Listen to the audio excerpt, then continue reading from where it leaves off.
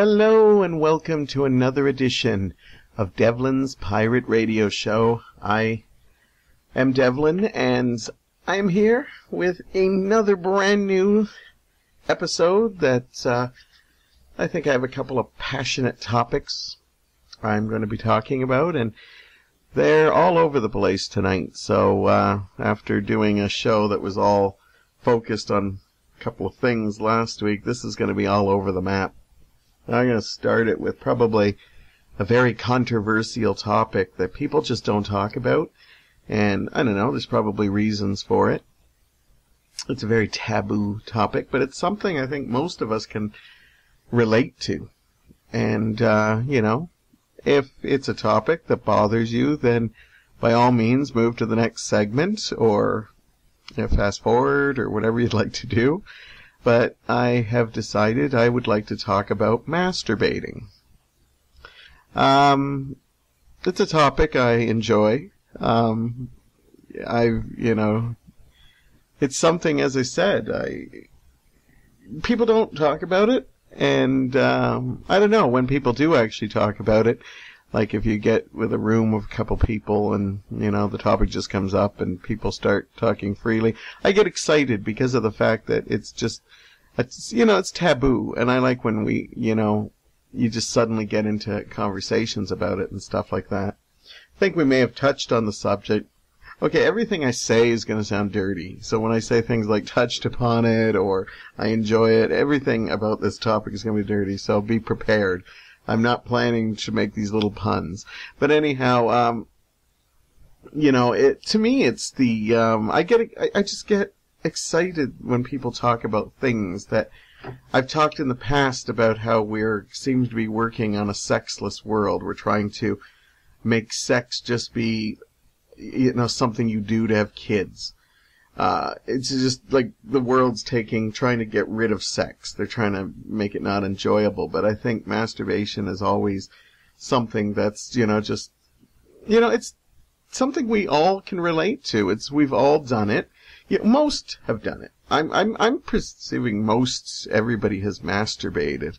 And I'm sure there's a lot that haven't. There might be some religious, or I certainly have seen people who are like in the world that just seem so pent up, and I think to myself, wow, they need to masturbate more. And I'm not saying that lightly. I just literally think masturbation is healthy, and it doesn't matter how much sex I get, I still masturbate. I'm probably oversexed in that way. It's just something that I am. Now, I'm going to talk about little things and stuff. I'm not going to, talk about, this is my detailed look on what masturbation. I'm just talking about masturbation in a whole. And for those of you who just ran and got like a notepad to take notes on the subject, this isn't a training topic on masturbation. Masturbation to me is something you just find out for yourself. It's not something, you should be taught. But, I'm sure there's lots of reading information on the web or online to teach you techniques and stuff. But that's not what this is all about. This is kind of a celebration of masturbation. Oh, I like that. It rhymed. Celebration of masturbation almost sounds like an R-rated Dr. Seuss book. I don't remember the exact moment that I started masturbating. I'm going to guess I was probably about 13. And I do remember that, at 13, I was a husky kid, and I was just probably dealing with a lot of stuff because, as I said, I knew I was gay at that point.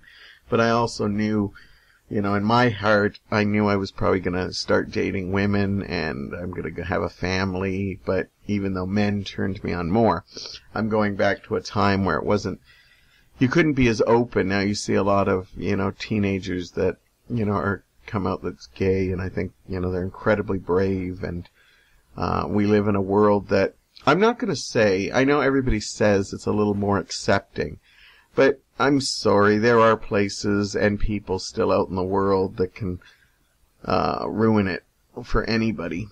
But, I was probably about 13, and, you're just figuring out about sex at that time, and to throw in the extra dimension of the fact that, my feelings are all over the place, where I just picture one day I'm going to have a wife and child and it's all going to make sense. And then knowing, but I'm attracted to my best friend or something like that. And so I remember, just one night, you're frustrated, you're in the sheets, and then all of a sudden, it's almost like this light shines on you. And like, as I did on a monologue show, and a friend, Mike Maddich, helped me, visualize it. It was suddenly like the 2001 Space Odyssey music started, where suddenly you realize that if your hand touches you in certain places, it feels great. It's like that, oh my God, how come nobody talks about this? How come nobody does? Even, and then when you do it the first time and you feel amazing, and sometimes a little dirty too, just because you're like, is everybody doing this? Or did I discover it? Did I just, is this what my claim to fame is going to be? I discovered masturbation. And then you notice that, some of the kids your age or maybe older, you don't talk about it in high school for sure. You can't say to your friends, hey, I think I masturbated the other day, but you suddenly get a nod, like, you nod to them in the hall, like, yeah, I figured it out. I figured out the secret. It's like the secret. And, and, it's just a wonderful thing. And then, you just, it's just therapeutic. I haven't done my research on masturbation, but all the articles I've ever read on it in the past say it's healthy, it's normal. I think it's becoming more acceptable. Like, I think it used to be dirty back in, back decades ago. It used to be like, oh my God, why is that boy in the shower for so long? Or even, why is that girl in the shower so long?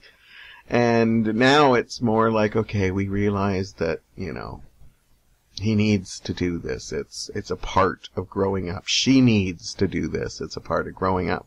Certainly not trying to make this all about men's needs. This is human needs.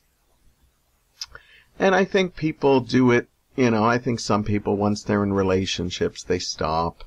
I think some people that, I think everybody changes. But at one time in your life, you probably have done it, or at least tried. As I said, there are probably lots of people that haven't, but I think the majority. So I don't know why we don't talk more openly about masturbation, due to the fact that it's, it breaks, religious codes, it breaks gender barriers, sex barriers, it's because this is something we have all done. And it's a marvelous thing, and I think we should, celebrate it, I'm sure there are cultures that do in some ways, and I just think it should be less of a taboo to talk about. Like, I'll make little jokes. Like, just recently on Facebook, I found a meme that just said, or meme, whatever they call it. I don't know what they're called, and it drives me crazy because it's a horrible word anyhow. But anyhow, it just said, be back soon, masturbating. And I put it up because I thought it was fun. It's light, and I always, with people I really know, I don't mind making a masturbation joke. And I love seeing people's responses. Some people love it, and you can tell, oh yeah, I love Devlin's talking about it. And other people are just like, oh, I didn't see that coming, but you can tell that it still cracks them up and stuff like that. And then I'm sure either, I don't know if I lost any friends because I put it up or anything like that. I think one of the greatest Facebook memes I've ever seen, memes, whatever, is one that said, no matter how bad your day's gone, always keep in the mind that somebody masturbated about you at one time. And I remember when I saw that, there was a little ounce of shock in me, but then there was another ounce of saying, oh, I only wish that was true. And then I thought, yeah, the odds are it probably has happened. Whether it was a man, female, doesn't matter. I don't care. I'd be honored to know that anybody has. And this is no way, please do not, you don't have to send your letters and tell me. But if you want to, that's cool too. But, who knows? Maybe I've masturbated about you. And so, see, there's probably people very uneasy right now, and I personally think that's, to me, that would be a compliment. I'd blush. Like, if somebody came up to me and said, I just want you to know I've masturbated about you, and I would blush. I wouldn't know what to say. But my ego would probably be like, growing. That was my ego growing, people. Get your minds out of the gutter.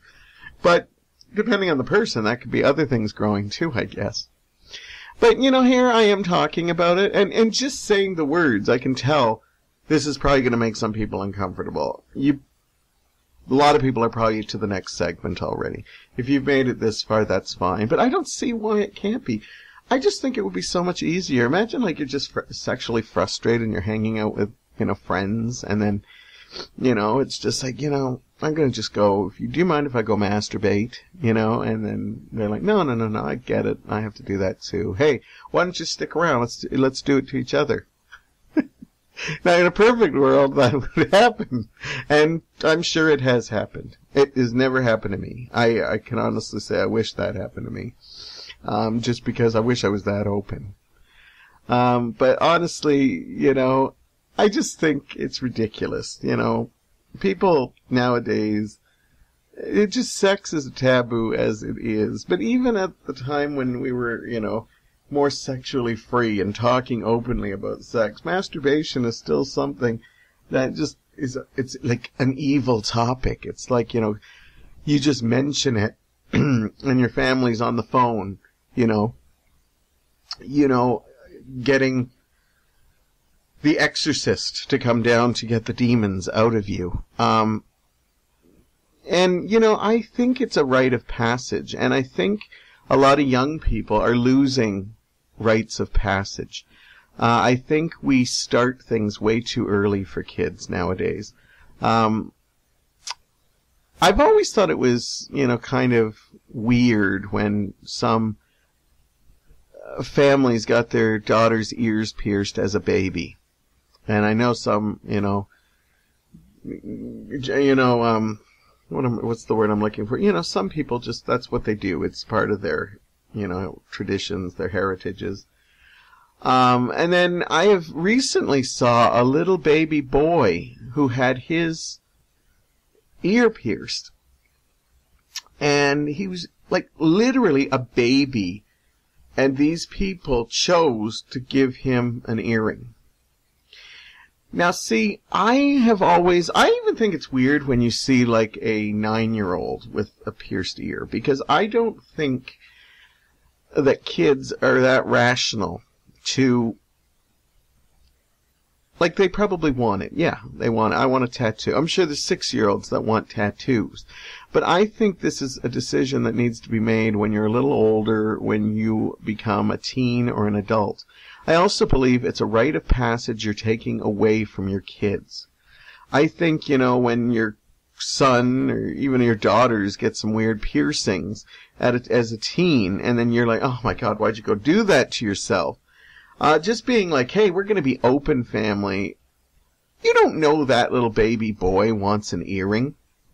That's something that should be like, yes, that should be something that, oh my God, my daughter went and got like her tongue pierced or her navel pierced or her nipples pierced or, my son got my ear pierced or his eyebrow or his, this should be something that you get to do. This should be something that shocks your parents. But, it's cool when you got those cool parents that are like, yeah, we'll let you do it. But I still think it's a rite of passage, and it's something that the kids have to decide. And if, the little girl wants earrings, she should say, I want earrings. But she shouldn't just be like, okay, you have earrings. And that's the same, like, masturbation's almost a rite of passage. When you hit that age, you start discovering your body, you start experimenting, and find ways to feel good. And I don't think that is necessarily a dirty thing. Maybe kids shouldn't be talking about it, but it shouldn't be something like, call the exorcist, call the priest, we need to talk about it. I don't think so, because that automatically puts a dirty feel to it. And honestly, it's It's loving yourself. And I know when people say you should love yourself, they're not talking about masturbation, although sometimes when I hear it, I kind of giggle a little because I think of it that way. But it really is. You're finding your sexuality through yourself. It's the first time you're kind of realizing what makes you feel good, and then when you're with a partner, you get a chance. So, but I think when we're older, it's ridiculous that you can't mention it. Like, I'll say a joke. And now, everybody's so worried to say jokes, like sexual jokes. But, if I even, make some kind of, masturbation joke or porn joke, people are just like, "Ooh!" But you know what?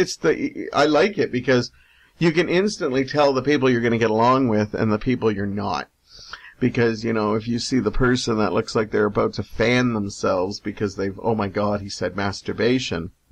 And then I see people in the corner that are smiling. It's like, okay, I'm going to sit with them. Because I know that these are the kind of people.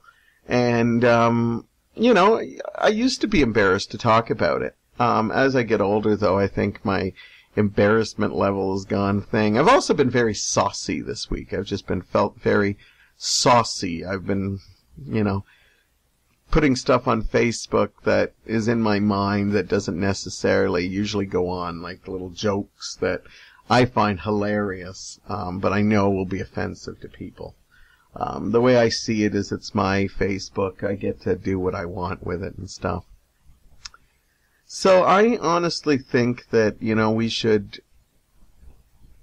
I like that masturbation is a little bit of a taboo, but I don't think it should be a horrible thing to talk about. I love the Seinfeld episode where they have the competition to see who can not do it long enough. And I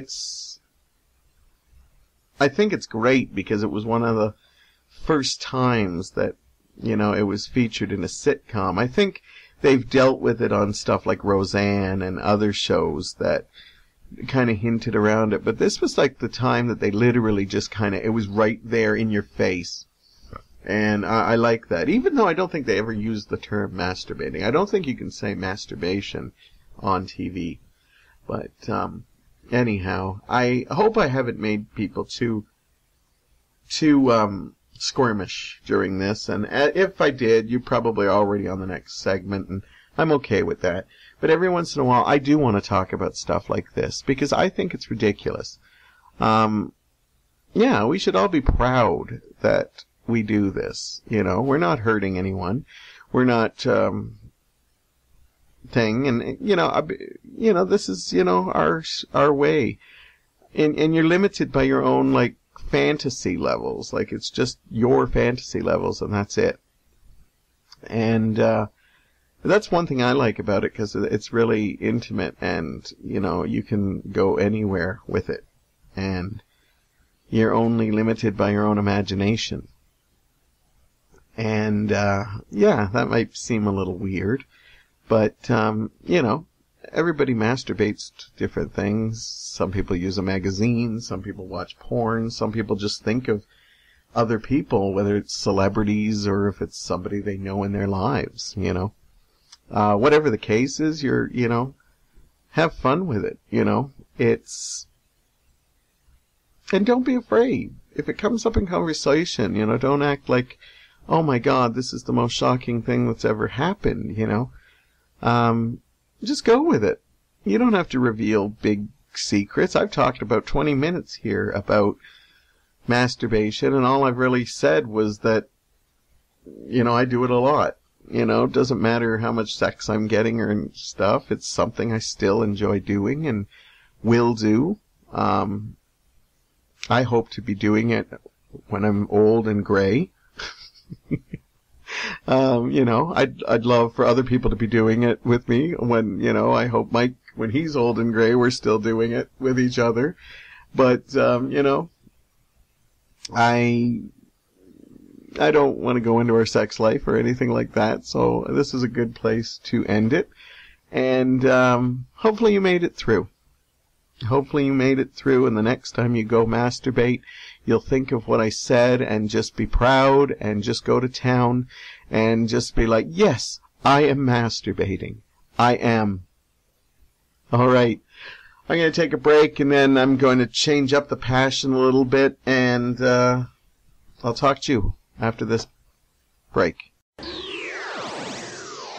Hello, welcome back, and I am back with a brand new segment, and don't worry, it won't be as squirmish as masturbation.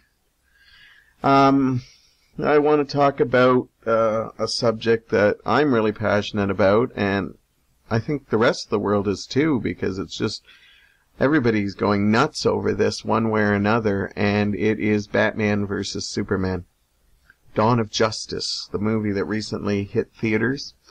I did a full show on it last week. I loved doing the show, and if you remember, I absolutely loved the movie. I was pleasantly surprised because I went into it not thinking I'd love it.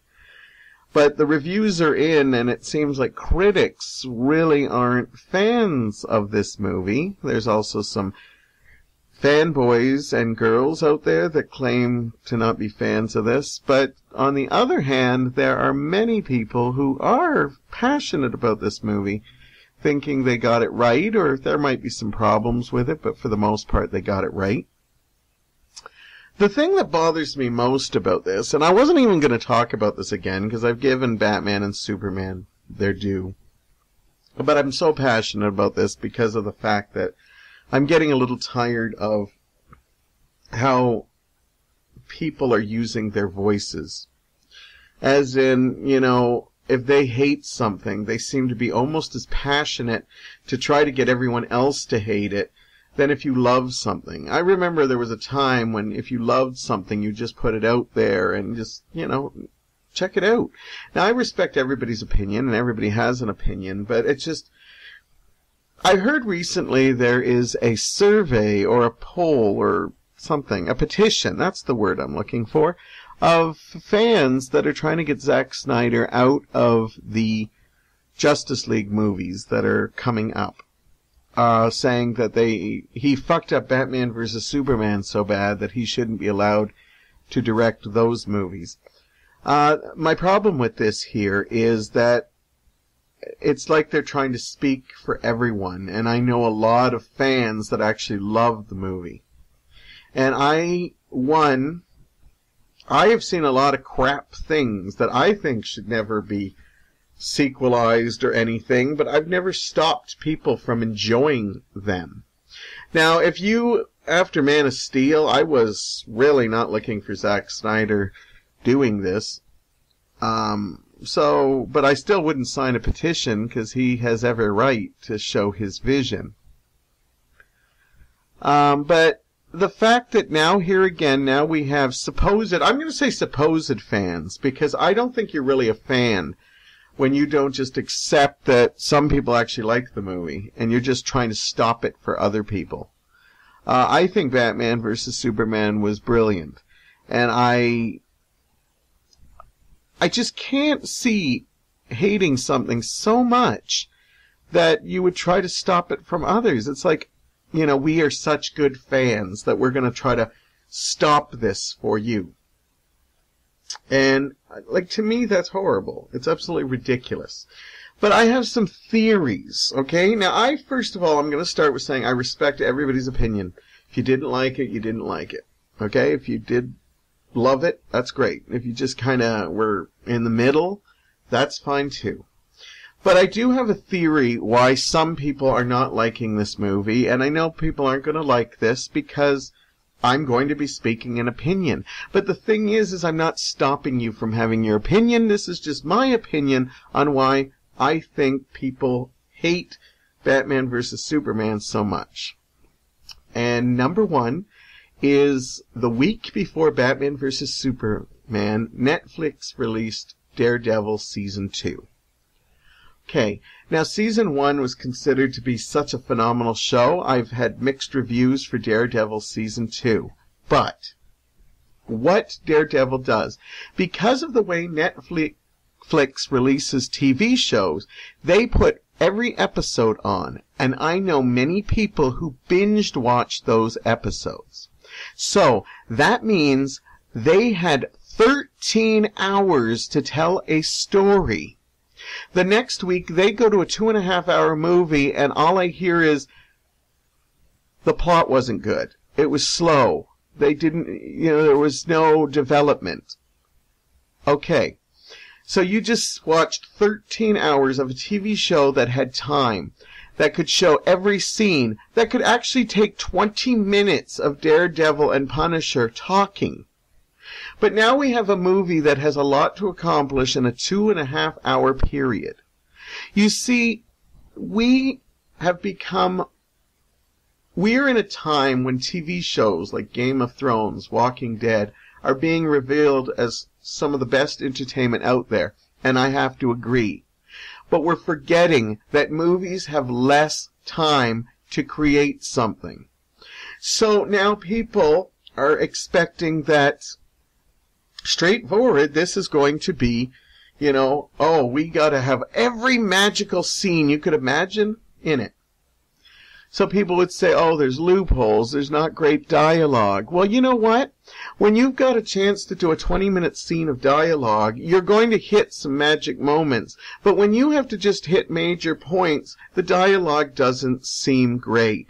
What I love is when they support it, they tell us, pick these movies that had incredible dialogue. And some of the movies they pick are just ridiculous, like that they think. Like people who tell me the Star Wars prequels, the dialogue was horrible. Well, if you go back and watch the early Star Wars, they weren't exactly known for their great dialogue. Okay? And so it just makes me laugh. So that's one of the things. TV shows get more time. Not to mention, more time doesn't always mean great TV, but people are convinced it does. Hence the reason stuff like Agents of S.H.I.E.L.D. is still on the air. I have tried to watch a couple of episodes, and I think it's so crappy compared to, like, what Arrow and The Flash does, compared to the Marvel movie universe. I just think the show is almost like an embarrassment. But that's just my opinion, again, if you like it.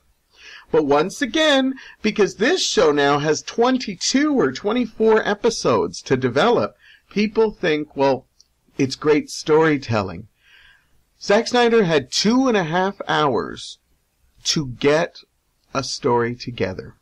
So there's a reason I think that, some people have some issues. Is that, Daredevil hit, binge watching, 13 hours compared to 2.5. Suddenly I hear, there's storytelling issues. There's no good dialogue. Because we have to get it in a short span.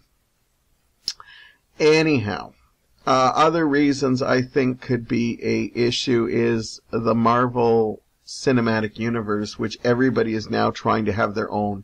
Star Wars is trying to have one. Ghostbusters. DC is trying to have one.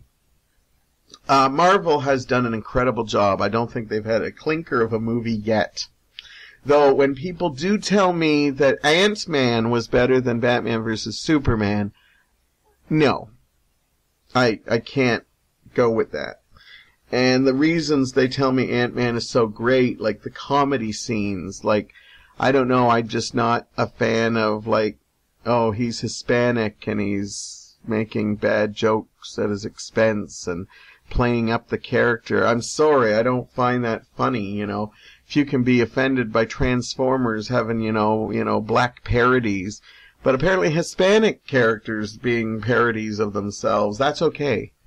But anyhow, it's more lighthearted. Yes, it is.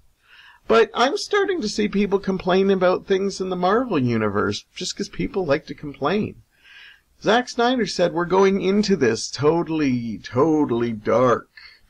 And I am getting into that universe. I'm trying to deal with it. I would love to see it a lot more lighter, but it just doesn't seem to work.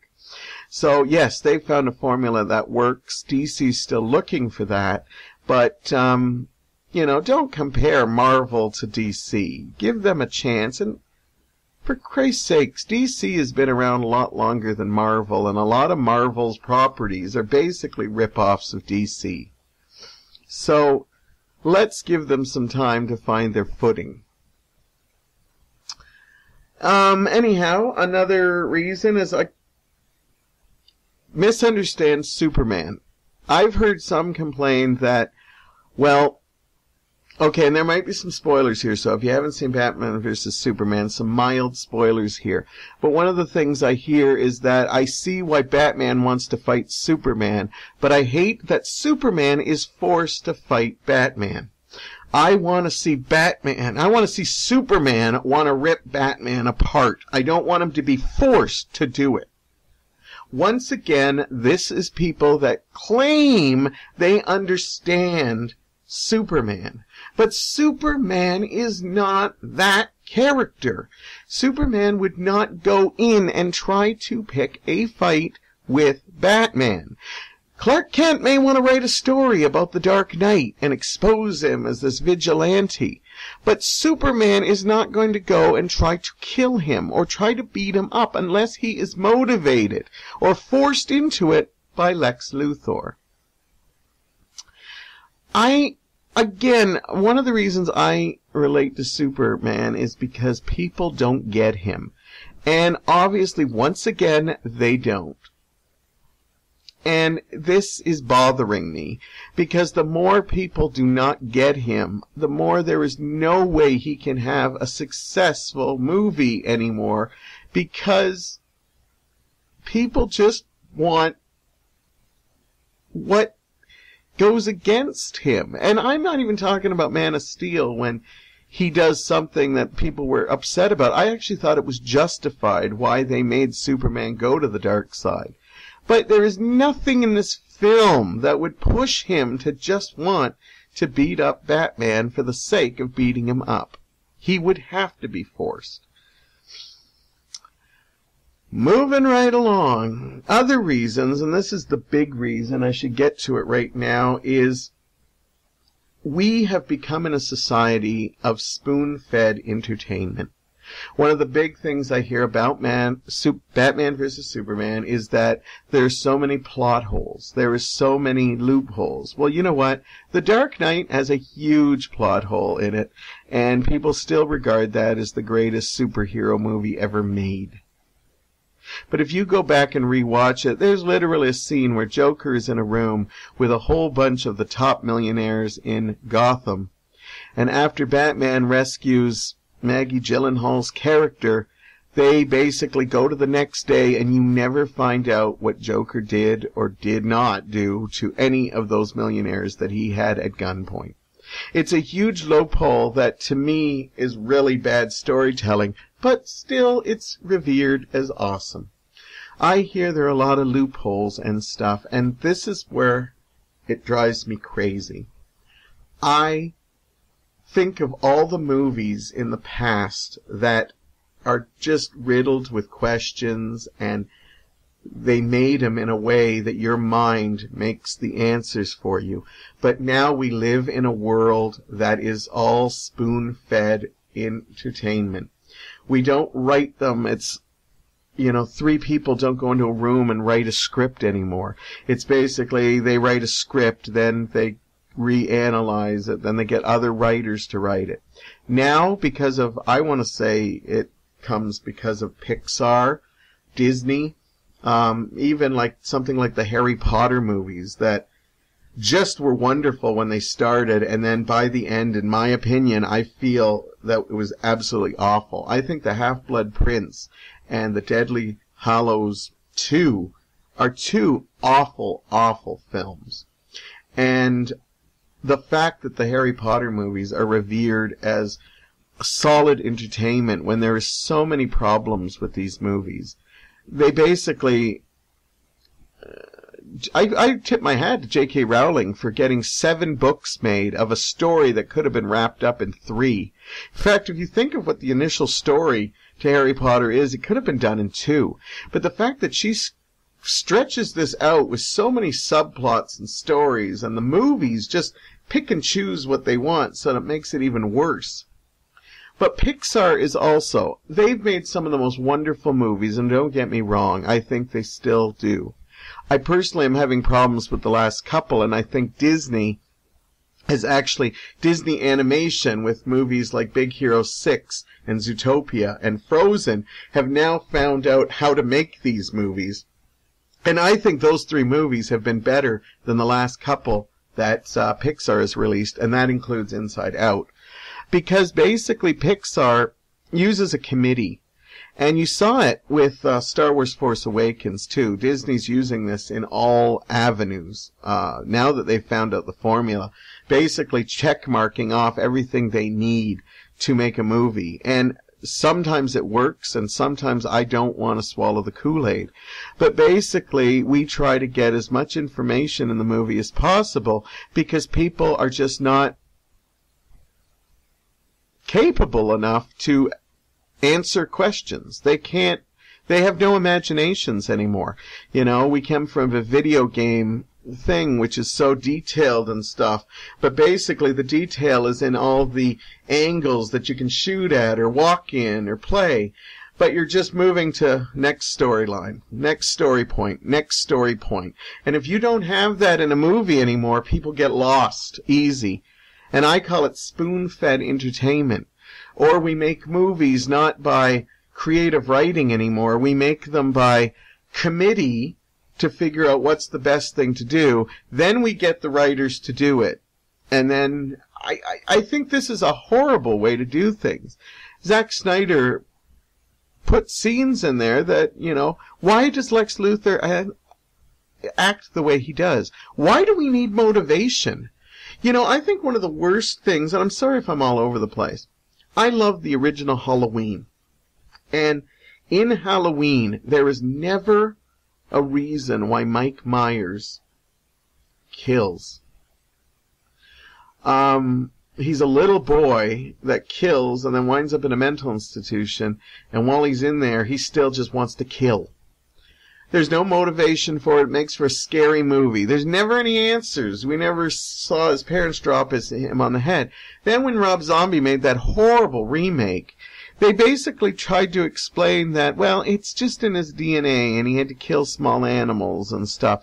So they had to flesh out why he did it, and I don't think it made for a better movie. It just made it because we live in a society where we need everything answered, every piece of information. But honestly, every movie you see has got questions in it that aren't answered. But if we don't go from A to B to C to D to E to F, people, suddenly, it's bad storytelling. Bad storytelling. I can't use my imagination. I can't. Where's the comic book? Where's the supplement? I need to find out why. Use your imagination. I don't need to know why Lex Luthor. They give enough hints in the movie to paint a picture. Do I need to see his father abusing him? No. Do I need to see him when he was young and seeing people worship idols? No, I don't need to see that. Because when I meet somebody and I find out that something in their past hurt them, they can tell me, but they might not tell me, but they give enough hints that I know the story. I don't need to be spoon-fed everything. Anyhow, so that's a couple of the reasons why I think people just don't get movies like this anymore. It freaks me out to think shows like Twin Peaks and X-Files and, you know, shows like, I don't know, just shows that you actually had to think about. You know, no wonder we have people that are just like, their hearts are warmed by Fuller House, because you don't have to sit and think about it after. You can watch all 20 episodes, or how many episodes they have in a row, and just enjoy it, not have to worry about it. Imagine if Twin Peaks came out on Netflix and just came out with, like, thing, and people would just be like, what the fuck, what happened? What's going on? No, it was nice when you got to put your own twist on. I could talk hours to people about Twin Peaks, because it was a show that made you think. I don't need everything spoon-fed to me. And Batman vs. Superman, they're showing me what I need to see. I don't think there were any filler storylines in there. But people just wanted to see literally 2.5 hours of Batman and Superman fighting to the death. That's all they wanted to see. People say they want to see story development. People say they want to see, you know, we want to see original ideas. They don't. I liked Batman vs. Superman. I loved it, in fact. I loved Star Wars, The Force Awakens. But that movie was based totally on nostalgia and emotions. The story basically was carbon copy of A New Hope. And all they did was they played on our nostalgia feeling with the old characters, played on our emotions by throwing in a couple of, subplots that filled it up, and then did their checklist of what we need as far as characters go. We need, next movie they're already talking, we'll probably get a gay character in there, and, maybe a Chinese or Japanese character in there. 'Cause they're just gonna put it to the committee. They're not gonna just creatively write this, 'cause that's not the way things work anymore. So when something comes out like Batman versus Superman, so you have to think a little bit. So there isn't back-to-back battles. There's some wicked stuff in this.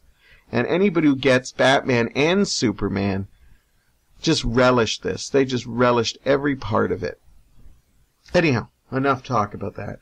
I'm going to move into my next segment, and I'll talk to you on the other side. Alright, I think this is kind of a passionate episode. I had my celebration of masturbation, and then I almost got frustrating angry talking about, how the world works now with how everything has to have answers. Answers, answers, answers. We can't just enjoy something. And now I don't know where this topic's going to go, and I'm going to apologize ahead of time because I think I'll probably wind up rambling. But I do want to talk about it because, when I weigh out segments on my mind, sometimes I'll just be thinking, I need to do a light, fluffy one, I need to do something a little lighter. And then when I have my co-hosts on, and I'm hoping to have one next week, I'm working on having a new person into the studio for you. But I know when it weighs heavy on my mind and I think about it a lot, I know it's something I have to talk about it. And it might not come out as elegant as it's in my head, because it's not very elegant in my head, to be honest. So I have no clue where this passion's going to go. This could end anyway.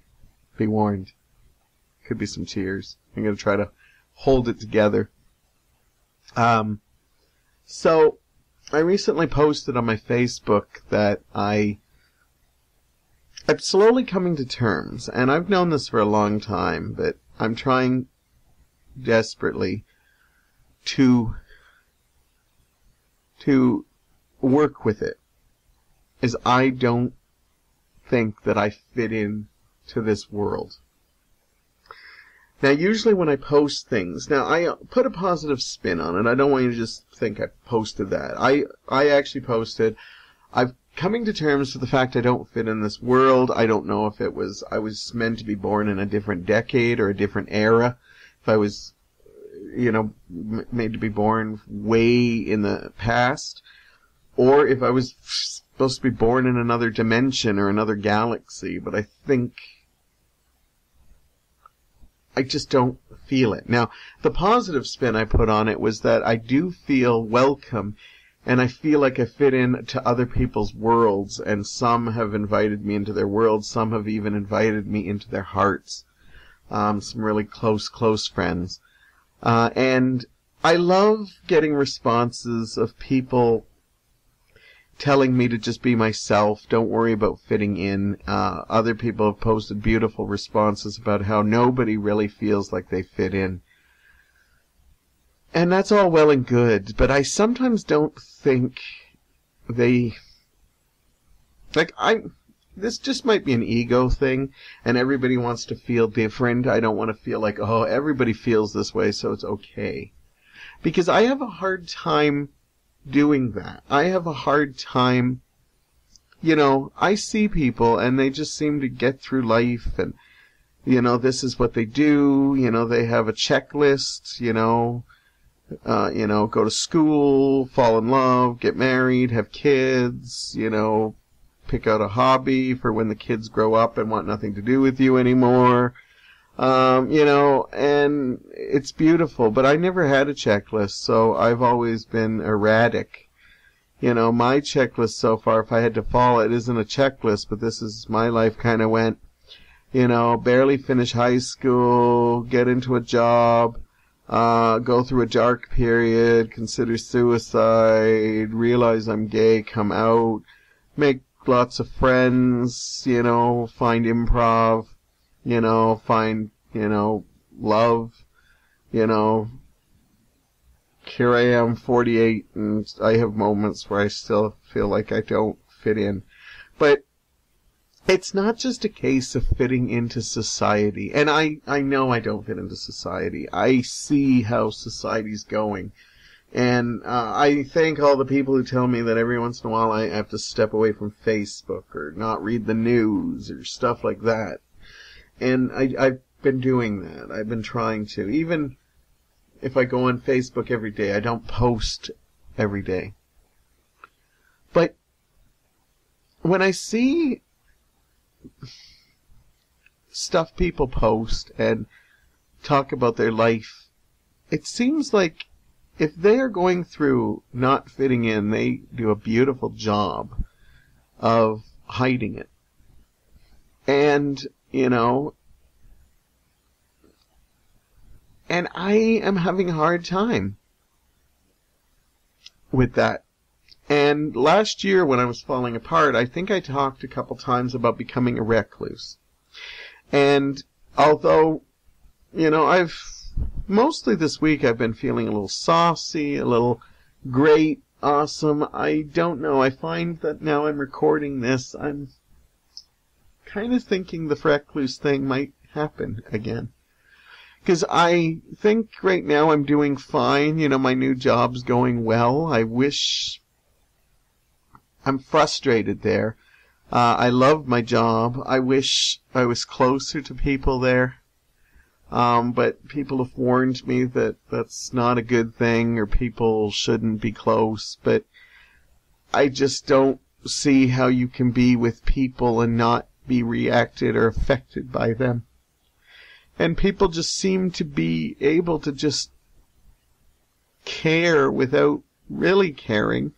And I'm having a hard time doing that. I guess I'm failing holding it together. Oh, that's good. I went from passion to anger to absolute falling apart now. I haven't done this in a while. For those of you who are regular listeners to the show, you know that the only tears I've done here in the last couple of months have been nostalgic tears. I have been doing great the last couple months, and I think I'm definitely out of the dark part of my life. I might have shadows follow me for a few days, but I know I'm not in that hole I was last year. But right now, I sometimes feel I'm walking on thin ice, and that any day I could lose someone. Not just death, but goodbyes. And again, death I can deal with. It's not easy, but I get it. It's part of life. Goodbyes are harder for me because I honestly feel that it's easier for the other person to say goodbye to me than it is for me. And that's why I still think of the recluse. I think that we live in a time that, you know, we could learn to be recluse. You know, I have a podcast now. I can create stuff. This may not be considered high art, but I'm putting it out there. It's a form of art, and to me, it's what I call art. I definitely need impact with people. I definitely need to go out, but I don't know if I need to socialize on big levels anymore. Maybe it's just talking from the fact that I haven't had a big get-together with friends, or I haven't had one of my dance parties that I enjoy so much. But I just feel that I'm kind of... my recluse years could still happen in a couple of years. And it's not scary, but I know it's not me either. And that's what's not scary, but one day it could be me. And that's what really scares me. You know, if there was any way I found a way to make money on these podcasts or find a way to work from home, I would be in so much trouble. Because that would be, like, because right now I go to work to collect money. you know.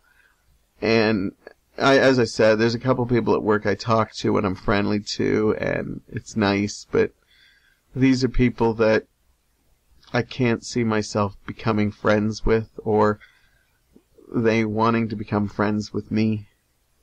So, to me, it's really the last avenue. Even when I go teach improv, I taught improv last month, and it was a wonderful experience. And I really enjoyed it, and I loved being out there again. It still just seems like, something I do once in a blue moon. I can't see myself getting back into it. I don't know, maybe I shouldn't have even talked about this topic. Maybe I should have done a segment on Three's Company, but I'm into it now. I can't stop. That's one of my rules when I do this. Once things get rolling, they keep rolling. I don't want to have a show where I just edit things. And yeah, I could just do a segment on Three's Company, and you never knew I'd do this, but to me, I'm not being fair. I always get people who listen to the podcast or are friends of mine who tell me that the one thing they love about me is my honesty. That I'm not afraid to let my feelings show, or not afraid to be insecure. I'm starting to get life. You basically live fulfilled. And you cherish your friends and your families, and you just love the moments you get with them. And they become less and less, but you cherish them more and more. And you look forward to those moments when you get an email from a friend saying, "Hey, are you free this week? Let's go do something." But I know as I get older, everything's a constant countdown. I'm happy for when friends get married, but then I just wait for them to have kids. So it's a constant countdown to me being pushed out of their lives again. I'm not saying every one of my married friends with kids push me out, but a lot do. When I hear people have job opportunities, I'm so happy for them. I really am. I'm successful, but I know it's a countdown to saying goodbye to them. And I have troubles dealing with this. Because I know in life you're supposed to just be happy, and whenever I post something where my heart's bleeding, I get all these people that are just so positive and energetic, and I see it as so beautiful, but then I also see it as these people are programmed to just pretend everything's always good. And I can't do that. I'm not that person, because I know there's good and bad in the world, and I fight for all the relationships I'm in, and then I don't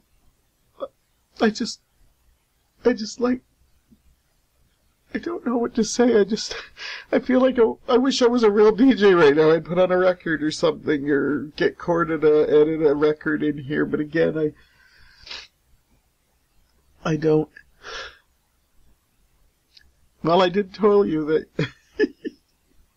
when I started this back in episode 1, there could be times where I literally lose control, and to go from talking about something fun like masturbation, and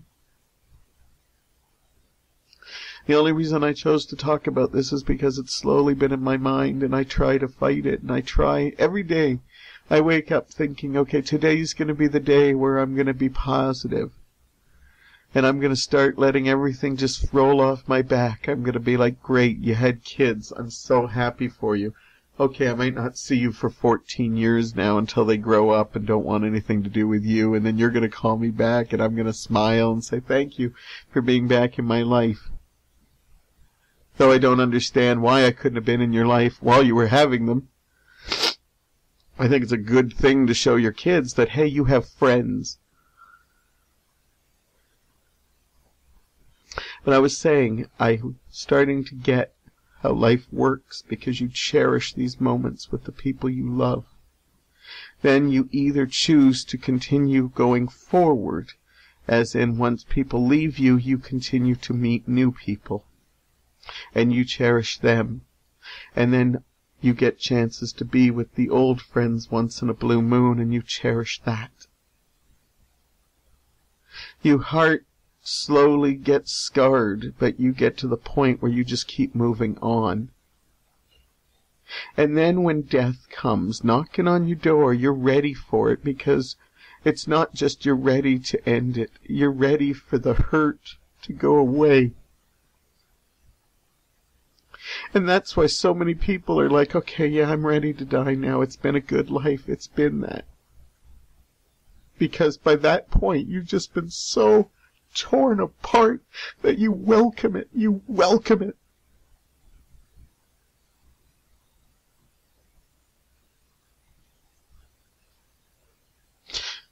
So I started to figure that out. But if you're not the one to move forward, then you become like the people that become reclusive. I've seen them too. The ones who've enjoyed life, they've enjoyed it up till now, but they can't deal with all the scars. They can't deal with moving on, because their friendships mean more to them than just a hello on Facebook once in a blue moon. You have to take two people to fight for a relationship. If you can fight for a romance, if you can fight to have kids, you can fight for those people that mean something to you to be in your life. Those things people post on Facebook that say, you know, everybody has those friends that you don't see each other, and then 5 years later you get together and you're just like you were back then. That's true. And I love those. You meet face to face and then you just go into it. But you know what? That's not real friendship. That's not. You know why? Because after they leave, you pretty much talked about nostalgia, you caught up with everything in your life, and you don't really care that they're gone, really. You know, you're almost happy like you won't see them for 5 more years. That's what it comes down to me. It's those friendships that you want every step of the way. You want to be there for everything. I want to hear about everything going on in your life. They want to hear everything going on in your life. That's real. But you know what? As I grow older, I'm realizing that that's not how it works. I don't get my way. I don't get everything I want. Yes, long-distance relationships works, but you need 2 people to do it. One person can't just hold a friendship apart. Together. It takes 2 people to keep a friendship together and 2 people to keep it apart. And so, I'm looking into this reclusive way, because if I'm like this at 48, what the fuck am I going to be like at 68? Am I still going to be going out to improv, meeting new people? Now people will be judging me because I already get young people not giving me a chance because I'm a fucking old person, you know? And then I meet people with, you know, of my own age, and that's awesome. I meet people of all ages. One thing I love about being part of improv is I have old friends, I have young friends, I have people my own age. I like meeting people of all different things, but I can't keep giving my heart out, people loving it, getting everything they need from it, squeezing everything they need out of it, and then they drop kick it when they're finished or they don't need me anymore, and hey, we'll get together next time I'm in town. I don't know if I can handle that. I can't handle it at 48. How the fuck am I going to handle it at 58, 68? So I'm going to look into this occupation, Recluse. Because maybe it's not so bad. I see some people that do it, and they seem like they have sad, miserable existence, but maybe it's not. Maybe it's not. Maybe I just stay home, watch movies, have the odd friend over now and again, continue to podcast, get my word out there. It's not like I'm getting millions of viewers that are going to be like so sad for me, but I cherish every one of the people who take time to listen to this. Because, you know, I'm telling you right now, I've got really close friends that do not listen, may have not even listened to one of these. If I had a friend doing a podcast, I'd at least listen to 1, 2, 3, and if I really was something I really love, I would be there. But you know what? No. So if you took the time to listen to this and you're a regular listener, and even if this is the one that you chose, maybe because it had masturbating in the thing, then thank you. And I do appreciate you. Please let yourself know that you listened to this and tell me, because I will give you a big hug next time I see you. I will be thankful for you. All right. I've had enough of this, and I'm either going now to cry or I'm going to go masturbate. And I think right now masturbation is number one on my list, because I'm kind of tired of falling apart, and I've got my Recluse years to do that in. Anyhow, as far as this Recluse thing, to be continued. As for everything else, fun, humor, me getting pissed off at people, whatever the case is, that's going to be back next week. And hopefully I haven't pushed you away, but if I've endeared you even more, thank you. And I will talk to you very, very soon.